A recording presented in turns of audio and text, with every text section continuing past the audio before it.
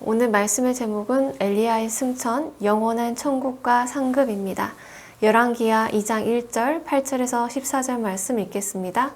여호와께서 회오리 바람으로 엘리야를 하늘로 올리고자 하실 때에 엘리야가 엘리사와 더불어 길갈에서 나가더니 엘리야가 겉옷을 가지고 말아 물을 치매 물이 이리저리 갈라지고 두 사람이 마른 땅 위로 건너더라. 건너매 엘리야가 엘리사에게 이르되 나를 내게서 데려감을 당하기 전에 내가 내게 어떻게 할지를 구하라. 엘리사가 이르되 당신의 성령이 하시는 역사가 갑절이나 내게 있게 하소서 하는지라. 이르되 내가 어려운 일을 구하는도다. 그러나 나를 내게서 데려가시는 것을 내가 보면 그 일이 내게 이루어지려니와 그렇지 아니하면 이루어지지 아니하리라 하고 두 사람이 길을 가며 말하더니 불수레와 불말들이 두 사람을 갈라놓고 엘리야가 회오리 바람으로 하늘로 올라가더라. 엘리사가 보고 소리 지르되 내 아버지여 내 아버지여 이스라엘의 병고와 그 마병이여 하더니 다시 보이지 아니하는지라. 이에 엘리사가 자기의 옷을 잡아 둘로 찢고 엘리야의 몸에서 떨어진 겉옷을 주워 가지고 돌아와 요단 언덕에 서서 엘리야의 몸에서 떨어진 그의 겉옷을 가지고 물을 치며 이르되 엘리야의 하나님 여호와는 어디 계시니까 하고 그도 물을 치매 물이 이리저리 갈라지고 엘리사가 건너니라. 오늘 본문의 말씀은 엘리야가 승천하는 모습입니다. 그는 죽음을 맛보지 아니하고 하나님의 나라를 간 선지자입니다. 엘리야 밖에 또 에녹도 주님과 동행함으로 하나님 나라의 죽음을 보지 않고 가게 되었죠. 엘리야는 자신이 그날 천국에 가게 될 것을 알고 있었다라고 생각하십니까? 네, 알았습니다. 그뿐만 아닌 엘리사의 그의 제자들도 알고 있었습니다. 제자들에게는 충격적인 일이었을 것입니다. 그래서 확인하기 위해서 엘리사에게 몇 차례 질문을 합니다.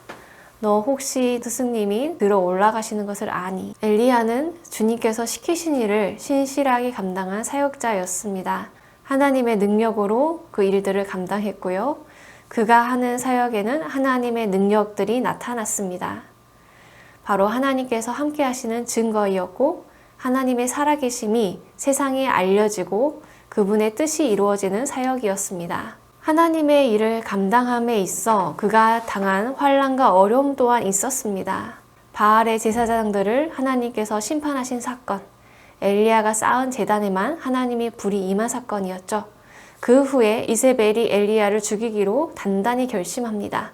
또 엘리야는 도망가게 되죠. 그러면서 좌절하기도 하고 낙심하기도 하였지만 다시 주님의 음성을 듣고 새 힘을 얻고 일어나서 남은 사역들을 끝까지 잘 감당하였습니다. 마지막으로요, 그는 하나님을 대적하였던 이세벨과 아합 왕의 결과를 보았습니다. 하나님의 심판으로 처참한 죽음을 맛보게 되죠. 엘리야는 하나님의 승리를 보았으며 그의 마지막은 참된 영광이었습니다. 불마차 천국 천사들과 병거를 보내주셨죠. 주님께서 엘리야를 얼마나 귀하게 생각하셨는지 그가 받을 상급이 얼마나 큰지 생각해 보게 됩니다. 하나님께서 그의 손을 들어주시면서 승리를 외쳐주시는 것처럼 불병거를 보내서 그를 위해 마련해 놓은 집이 있는 영원한 천국으로 데려가시는 모습입니다. 엘리야를 옆에서 돕던 엘리사가 구한 것이 있습니다. 그의 마음이 나타나게 되죠. 엘리야가 천국에 들려 올림을 받게 된다는 사실을 안 후로 엘리야의 곁을 떠나지 않습니다. 보내고 싶지 않은 마음입니다. 엘리야에게 물어봅니다. 우리를 떠나실 것입니다. 엘리야는 말하죠. 아니다. 그런데 끝까지 엘리사가 따라오자 그가 원하는 것을 묻습니다. 내가 널 위해 무엇을 해줄 수 있으랴? 그는 엘리야가 천국에 가는 모습을 보기 원해서 그를 따라왔고 또 그의 마음에는 원하는 것이 있었습니다. 당신의 성령이 하시는 역사가 갑절이나 내게 있게 하소서 하는지라. 성령님께서 함께 해주시는 사역이 되길 소망했습니다. 그리고 엘리야에게 임했던 갑절의 능력으로 역사하신 성령님을 경험하기 원했습니다. 하나님의 뜻을 이루어가는데 쓰임받기를 소원했는데요. 왜 그랬을까요? 엘리사 또한 영원한 하나님 나라와 그 영원한 상급을 바라보았기 때문입니다. 주님께 충성한 자들, 영원한 천국이 그들의 것입니다. 이 땅에서 주님을 위해 한 모든 일을 주님께서는 기억하시고 그에 따른 하늘 상급과 영광을 주실 줄 믿습니다. 엘리야의 마음은 어땠을 것 같습니까? 자신이 이제 하나님 품에 가게 된다는 것을 알게 되었는데 여러분 같으면 어떠하실 것 같으십니까? 주님께 갈 날을 이미 알고 있고 또 다가오고 있다면 엘리야는 기대와 설렘으로 가득했을 것입니다. 또 그날을 기다렸을 것 같습니다.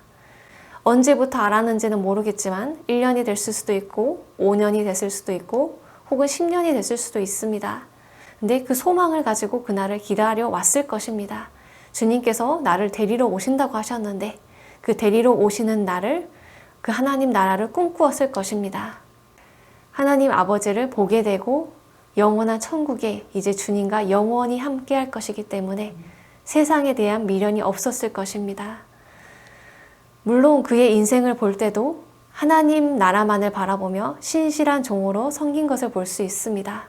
그가 더 큰 하나님의 나라를 보았기 때문입니다. 세상에서 가장 귀한 보석과 보물을 발견한다면 누가 그냥 지나치겠습니까? 이것처럼 그들은 하나님의 나라를 확신했고 그 보화를 보았습니다.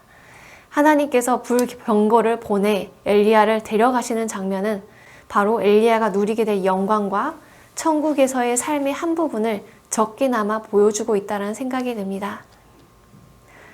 하나님께서 우리에게 가장 주기 원하시는 것, 또 예수님을 믿는 자들에게 주시기로 약속하신 것은 바로 영원한 생명입니다.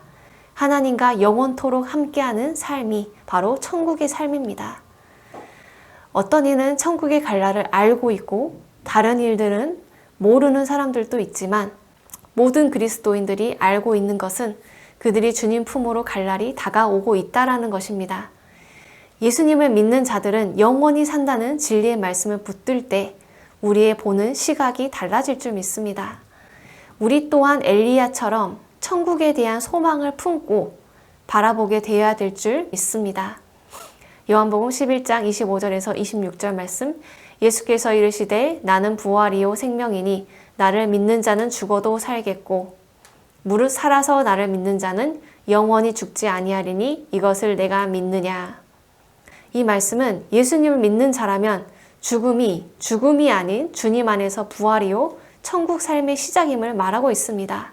하나님 품으로 들려 올림을 받게 될 것이기 때문에 그의 제자들은 더 이상 함께하지 못할 것에 대한 아쉬움이 있었습니다. 그리고 그가 천국에 안 갔으면 우리와 함께 했으면 이라는 생각을 가지고 있었죠. 하지만 엘리야는 그가 바라보던 천국에 들어가서 참된 기쁨을 누리고 주님을 만나게 되는 영광을 누릴 것임에 참된 기쁨을 소유했을 것입니다. 우리 모두는 예수 그리스도의 십자가의 보혈을 믿고 주님을 우리의 구주로 영접함으로 우리의 모든 죄악이 속죄함을 받고 용서를 받았습니다. 하나님이 세상을 이처럼 사랑하사 독생자를 주셨으니 이는 그를 믿는 자마다 멸망하지 않고 영생을 얻게 하려 하심이라.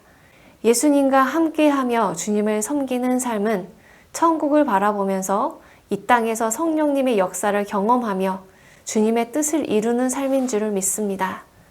영접하는 자, 곧 그 이름을 믿는 자들에게는 하나님의 자녀가 되는 권세를 주셨으니 하나님께서는 그분의 자녀들을 귀히 여기시고 사랑하십니다. 우리의 삶을 인도하시며 우리의 곁을 떠나지 않으십니다. 그분이 우리의 공급자시며 늘 우리에게 은혜 베푸시기 원하십니다.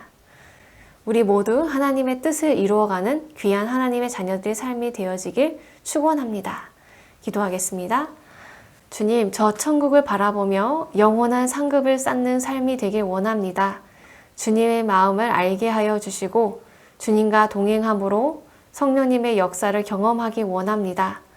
우리의 삶을 사용하여 주시옵소서. 하나님의 나라와 교회를 세워가게 인도하여 주시옵소서. 주 예수님의 이름으로 기도합니다. 아멘.